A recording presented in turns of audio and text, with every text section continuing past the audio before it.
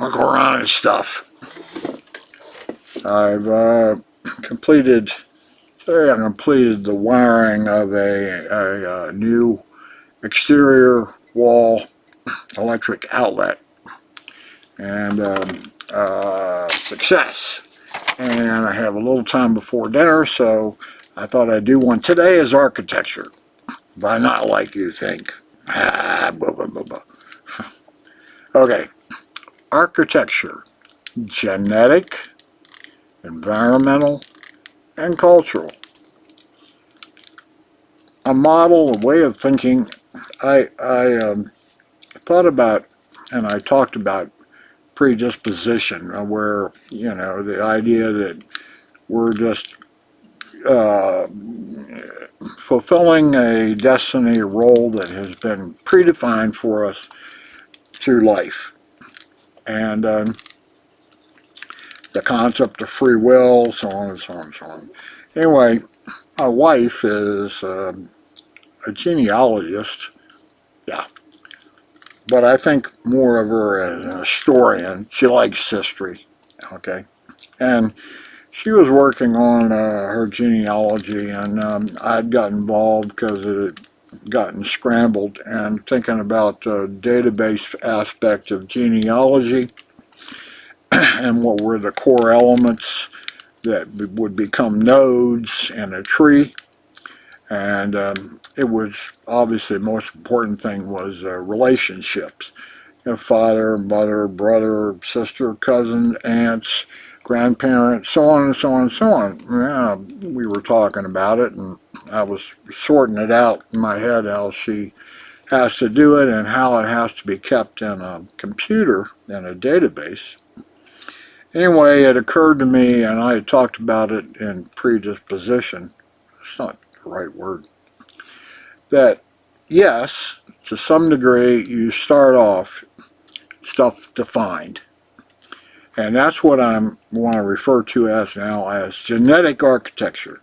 Architecture, I just think of it as a skeleton. It's the structure which everything hangs off of.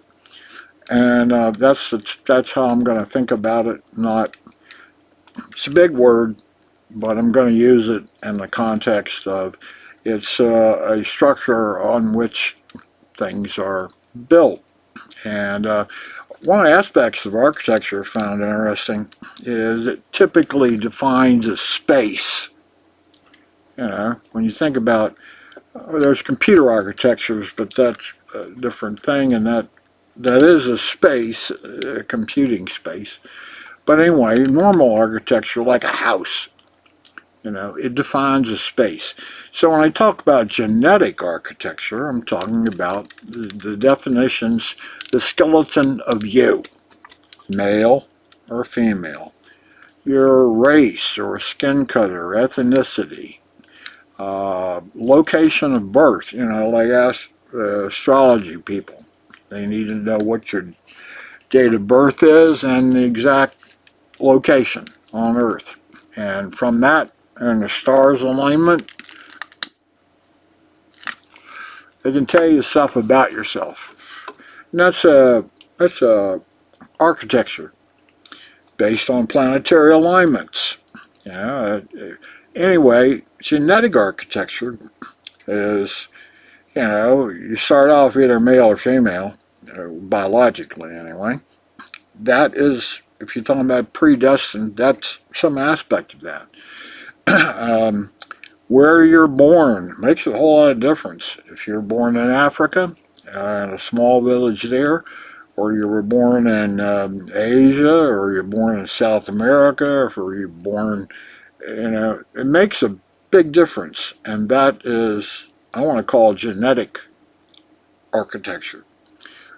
There are other aspects of genetic architecture. You obviously pick up genes that said bald head. It wasn't anything that, I don't think it was an environmental issue here. It was a genetic issue. My eyes are no good. That's genetic. When I say no good, it's interesting. See, I've been wearing glasses all my life, so my appearance has been impacted by my genetics as well as my bald head, and my overall height and everything. That was all genetically defined. There is an aspect of environmental involved, which I'll get to. What is environmental architecture? Depends on where you're born as to the level of medical care and nutrition and all those sorts of things that impact who you are. The environmental, where you were born, the level of nutritional input you get, the amount of health care you get, but there's also the environmental of your parents. And that's also a genetic architecture. You inherit genealogy from your parents, grandparents, going all the way back. There are aspects of that that is fairly clear is also neurological wiring. So some predestination, if you will, from the genetic point of view, you're already somewhat defined as, there are environmental issues associated with that. Obviously, if you're born poor in a poor country and you don't have a chance, especially if you're female, for a long, long time, you got little or no education at all. Okay? It wasn't any free will involved, it just happens to you. And that was genetic architecture, and it was also environmental architecture. Additional genetic, besides the genes you inherit from your parents and all of the proclivities of genetics where you're prone to this or prone to that, they're now doing gene tests and say, yeah, you have the gene, you carry a gene that you might develop breast cancer. So a genetic architecture includes all those sorts of things, and there's a lot of them. And you didn't do anything about it, it just occurs. The environmental, as I said, if you can think about it as where and when you were born, and to who. If you're born to college-educated PhD parents, maybe an only single child, again, environmental, single child is going to have a different world than one who's the seventh of seven kids. Environmental, and again, that's what you come into. Birth order, environmental architecture. You see what I'm trying to wrap my arms around? And again, a disclaimer, I'm always just talking out loud.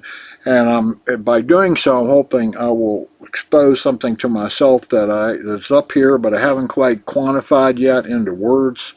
That's typically how I try to explore things. One of the ways, I hope you try to do the same. But anyway, environmental. And that's a big factor. You can have, some people are born and their mother's an alcoholic, or their father disappears. Big environmental architecture on what your life is going to be like or not like. It's nothing you do about it. It's nothing no free will involved. It's just happened. Okay? And there's a lot of that. I always questioned, a long time ago, why was I born with white skin, male, in America now? I was in an island one time and I met a lady who does past lives. And, the whole reincarnation and karma business and the Buddhist concept, you get reborn and you go around the wheel so many times until you have something. And then you don't have to do the wheel anymore. What to have something is big question, and I can't possibly get into that. But you also have cultural architecture. As I said, why was I born white to lower middle class parents, in America and right after World War II. Okay, those I had no control over. It just that's where I popped into being. I woke up out of wherever I'd been as an infant into that with the genetics that I inherited: bald head, poor eyes, was good hearing for a long time, gone away. Other other genetic things. I have a daughter that had what's called a hammer toe. Now it's a genetic. She didn't do anything one way or the other with no free will involved. It's just that's what she got. And you get what you get when you're born. I mean, you can't do anything about it, so at least not for childhood. Anyway, genetic architecture and environmental architecture. And environmental is a big one, especially in the childhood development period, where you're really dependent on your parents and the environment you grew up with. If you were born in inner city in Chicago, that's entirely different environmental architecture than if you grew up on a farm out in Iowa, or you're born in Ethiopia, or architectural, environmental architecture. Lots to that. The other third thing I said was cultural architecture. And that's another one where you don't have much to say about it. It just is there. And again, remember when I used the word architecture, I said it sort of defines a space. And I think what I'm trying to get to with all this sort of stuff is from a genetic architecture, an environmental architecture, and a cultural architecture, that defines the space in which you live and you see and you hear and you think about. You are inside of that space, the combination of those three architectures. Okay, genetic, environmental, and cultural. And cultural is a big one. We've had for a long time a different culture between men and women. You know, men were expected. I can go through a whole range of things. Men don't cry. Men are tough. Men have to go to war. Men were the warriors. World War II, they didn't draft women that I'm aware of. They drafted men. They drafted young, physically fit men who could go out and do what war was about, which cultural. That's a cultural architecture. We still have that sort of cultural architecture. I think it's, I don't know about genetics, to killing and stuff. We've always been good at killing stuff. I mean, we would not have been here had not we managed, at least that's what I read or hear about, was the switch over to meat-based protein, environmental. Part of our evolution was an environmental aspect of, and Darwin throws a big environmental into the equation of environmental architecture impacting genetic architecture, which then gets followed on into the next generation and the environment that is there, and so on and so on and so on. Cultural aspect. Okay, if you have parents, family unit, say you have a mother, father, and a brother, that's just a starting place, okay? And you're the oldest. That is a genetic, environmental architecture. But then you have the cultural aspect. Well, you're the oldest. You look out for your siblings. You're the oldest. You are the practice. Your mother and father never been parents before. All they know about parenting is what they had, and some parents just mimic the parenting they received, what they expected of a child, the environmental, which is environmental and cultural. It gets mixed up right there. If you were born German, or if there's a different cultural dynamic there, and it probably comes out of out of the environmental of the tribes. You start off like Neanderthal man or first Homo sapiens, whatever. The first guy sort of looked like us, or the first people that sort of looked like us, the branch of the tree that we're off of in evolution. That I think there was probably some recognition early on that groups were best for survival if there was a group. Like animals herd together, and those who they try to stay in the middle of the herd because they're less likely to be attacked. And they're on the outer edge. But you put the male bull elephants out there to be the warriors against any kind of threat. And I'm rambling off. But cultural aspects, there are many sort of depends on the culture. And you say, well, what's culture? Well, I mean, if you look at different countries, they have their own cultures. They don't do things, think about things, and as everybody else. Americans think differently about lots of things compared to Afghans or Pakistans or Canadians or I was watching a TV show, and it's set in Alaska and indigenous people of Alaska, and they go back 10, 12,000 years. These people migrated from wherever. Everything seems to stem that the whole world was populated by migration out of Africa at one time. That seems like all the genetics and all the genealogy streams back to Africa one time, which was a very rich environmental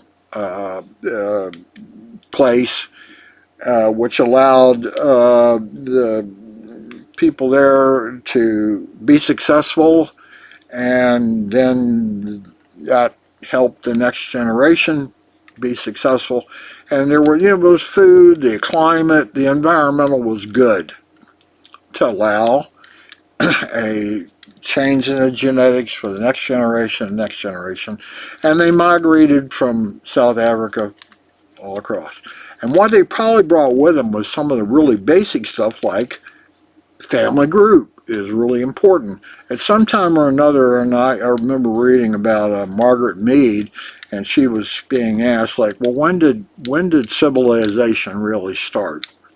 And she said that they had found a skeleton someplace, and it had been obvious that this person had broke their leg, but it had mended, and that meant that during that mend period, she had to be taken care of, or he. They had to be tended. They couldn't probably go out and hunt. They couldn't gather food. They had to be cared for. There was some unit, mother, father, brother, sister, other members of a tribe, perhaps three. I don't know what a reasonable sized family unit would have been. Grandfather, father, children. I know the average lifespan, that particular group would have an optimal number. I don't know. Let's say 10 or 15. 10 or 15 people in a group or a culture or a tribe, and they figured out how to live with each other, and they sort of became the rules of, how do we get along? How do we think about things? American indigenous people, they were nomadic. Lots of early people were nomadic, and that was because of the environment that they were in. They needed to move to have food and water. Environmental issues. If you're born in the middle of the desert, water is kind of important, and it's an environmental issue. You probably learn more about water and where to find it and that sort of thing than like I do or you do. We know where or how to seek out water if we didn't have any? Where would we begin to look? You got those guys with a divining rod, they go out and find water in the ground somehow. Anyway, those sorts of things probably were passed in that family group from mother and father to son or daughter. In fact, I come across that some thinking that language, as we know it, probably evolved from the mother to the children. And it makes sense if a mother had 3 or 4 children, some would be older and therefore more responsible for looking after the siblings, and that's part of the environmental and genetic architecture of any one life. Okay, but that if she had 3 or 4 children, and obviously their safety was paramount to her, and they'd be out all playing around her feet while she was carrying one, she had to be able to either like kick them and no, get back here, kick them and come here, or wave at them and wiggle at them and that sort of thing. But if you had your arms filled or your other occupied, you might have uttered, get back, get back, get back, get back. That was the first origins of defined sound having a meaning. Get back here. It's just a supposition on my part, that was probably one of the first phrases of all time. Get back here. You're too far away from me, and a tagger's going to get you. Now think about that. Doesn't it make sense? I mean, yeah, a lot of stuff makes sense and it's not true. Again, the disclaimer, this is Ron talking out loud. Cultural aspects, cultural has to come out of the group, and one group will spin off. They finally didn't get along with somebody, or the environment didn't suit that larger group, and so they had to go out on their own. Or typical migration thing. Something wasn't right. One group got, they got land happy. They had learned how to plant corn and other stuff, and so they needed more land, and they support their group, and they infringed into the territory or area where another group was already there, but they pushed them out. You got to go. Migration. One of the 47,000 parameters must be associated with simply migration of one groups of people. And the first people to explore new territory are usually pioneer loners.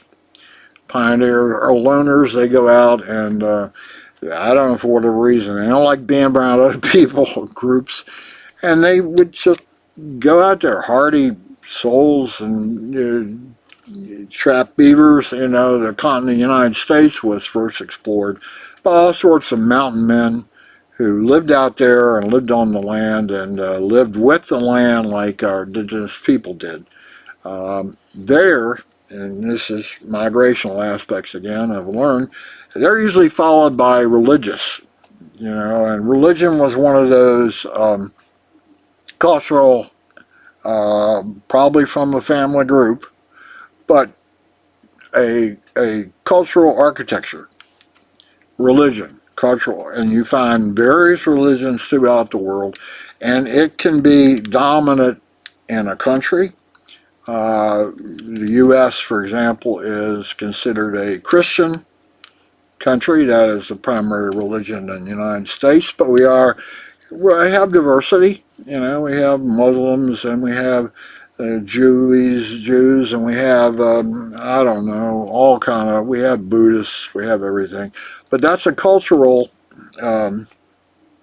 architecture, one of many. And there's an example. My wife was born to a devout Catholic mother, and again, my wife had no choice in the matter. She was born female, she was born white, she was born in America. She was also born with religion right off the top, right from the very start, was that. No choice in the matter, no free will, it was ordained. I want to look at it that way. Okay? Cultural aspects.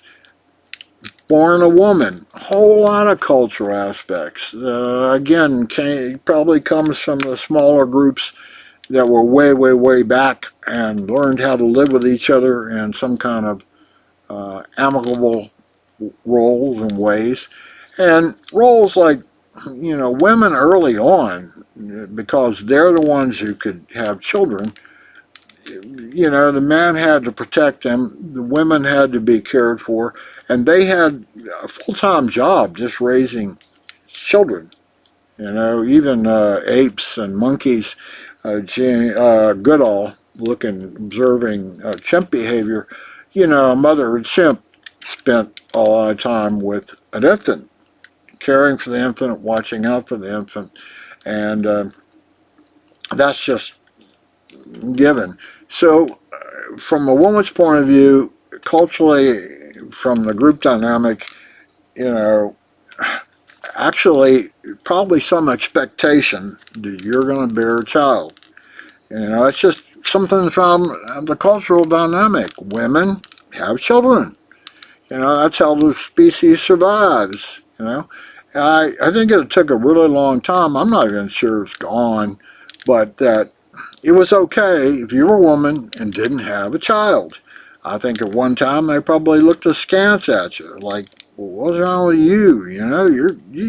Here you are this age and you don't have any children yet. It's not good. And from aspect, it isn't good because the species needs new children. The genetics need to be passed down. The environment needs to do its job, so on and so on and so on. If you were born a woman, you got that cultural aspect out of it. Part of it's genetic because you're a woman, but you have this cultural aspect. Culture. I want to focus on women for a while because it's easier to deal with. Cultural aspect. If you're supposed to have children, which the survival of the species says women can and they should, um, impacted by the cultural aspect of religion and rules related to that. And you're not supposed to have sex before marriage came along at some time in some religions. And that was a cultural dynamic put on you. You don't have free will about it. It's just that's what it is. But that if you were supposed to, as a woman, bear children, and then there was this layering on of cultural requirements, regulations, rules, or the space of the culture that you're in, the limitations of the cultural aspect that you're in, then you need to attract males. You look at animals in the wild; they do it all the time. The females try to attract males, or the male tries to attract a female for the purpose of mating. Okay. In cultural aspects, if you just open up any magazine, or watch a TV commercial, there'll be all sorts of cultural. Hey, we have new lip color for you. We have eyeshadow, hairdo, how you moisturize your hair. Those are all aspects of cultural architecture placed or in place for women. You would have free will. You do have free will. You don't have to buy lipstick. You don't have to put on makeup. You don't have to have your hair coiffured all the time. And it's okay. But you can see where the cultural architecture, that as a component, that whole makeup, the clothes, that's all cultural architecture. And it varies from country to country. It varies within a location within a country. If you're out in a very poor area of a state in the United States, I doubt seriously that you're going to spend money on lipstick or whatever. The same way uh, men don't have it quite. You see very little advertising to men other than perhaps cars, trucks, and yeah, nobody remembers anymore, but there used to be cigarette ads and they had the Marlboro Man. And there was an image of a projected cultural image of what a Marlboro Man looked like. He was that strong Western cowboy sort of person who could deal with the elements and deal with the reality and survive and you know cultural aspects. Um, Sports cultural aspect. that, that has environmental as well as cultural aspects to it. I've sort of tried to, I think I've made my point in that talking about architectures. It's just a structure, but it defines a space, and that's probably what I need to end up on. It's all of these things combine to define a space in which you then move around in, float around in, are bombarded by, or controlled by, regulated, all the words you want to think of. It is a space, and it is very hard for you to see outside of the spaces that you are in. Genetically, you can't do much about it.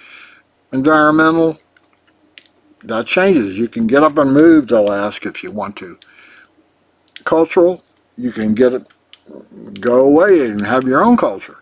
But the problem is that it impacts the organization of your brain, of the way you think, how you speak, what you speak, who do you speak to. It impacts all those things.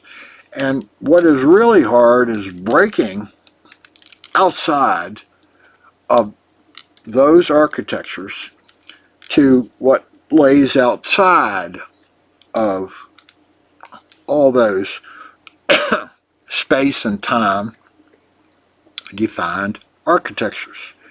What it's like, okay, well, the universe is expanding. And people always say, well, what's it expanding into? A logical question, a reasonable assumption to make. Of course, the answer from a cosmologist or a theoretical physicist, it's not expanding into anything. It isn't there. There is no there. Space and time expand. They just do. Space-time does not exist until it is. And this outward is a bad, locked in architectures of, I'm an engineer, it's pretty obvious, right? And I'm already locked into, I think in terms of spatial things. Measurements, inches, quarts, gallons, foot-pounds, measurements, that, there's a heavy dose of that got put in here.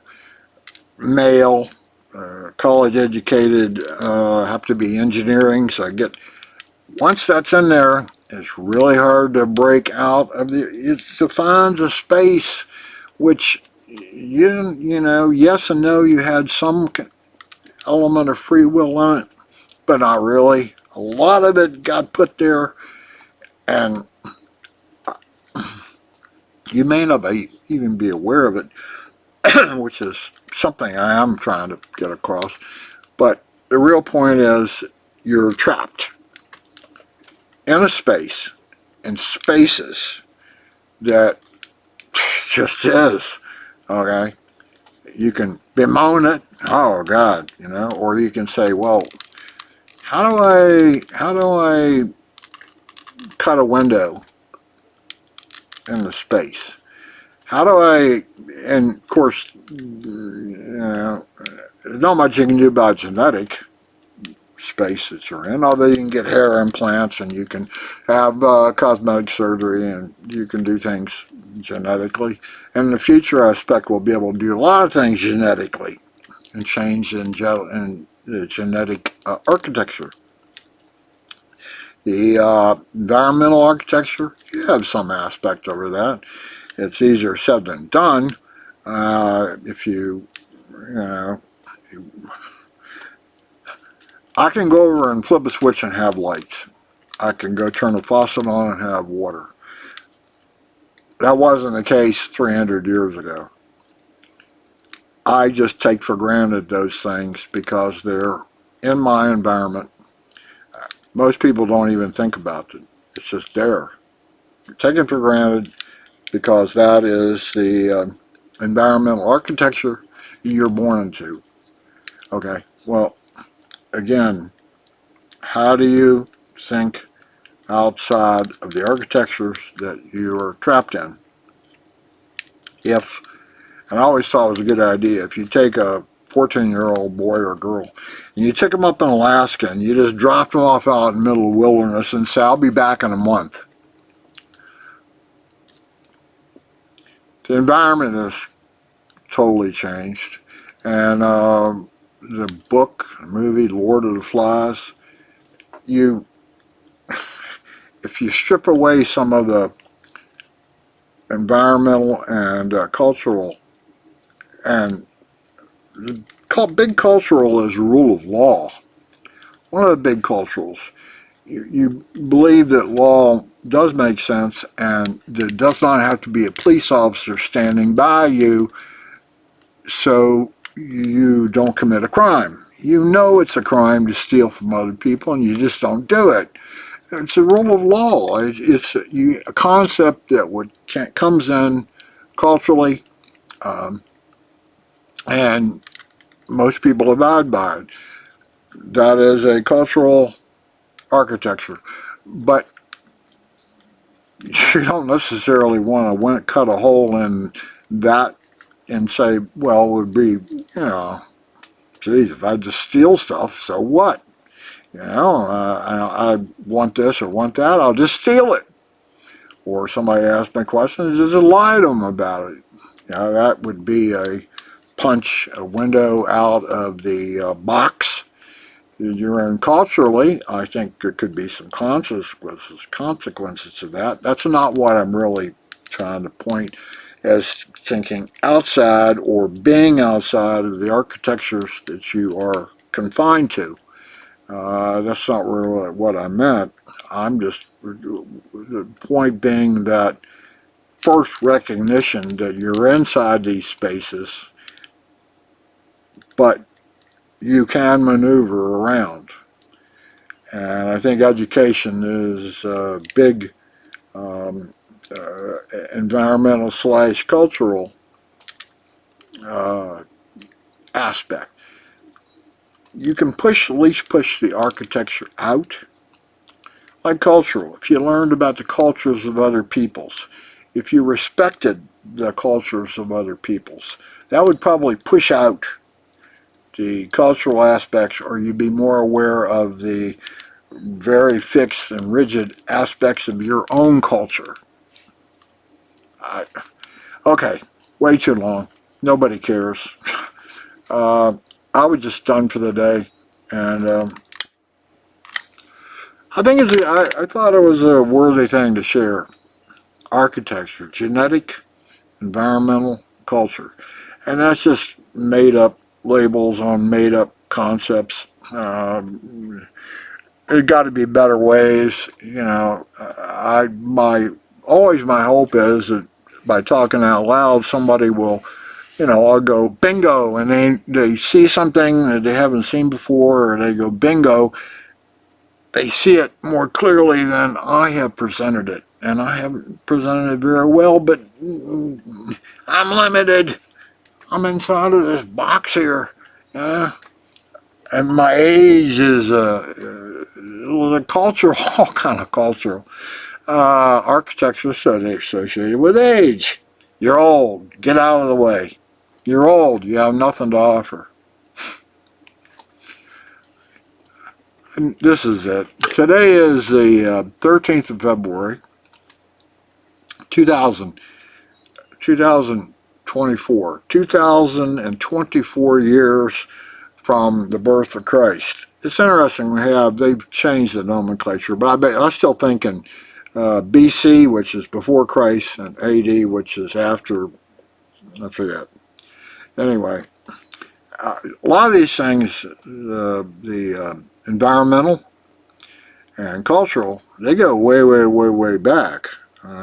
20,000, 30,000 years ago. They had to, for our species to have survived to this point. Anyway, Uncle Ron's stuff, this is all on architecture, and the 13th of February 2024, and that's it for today.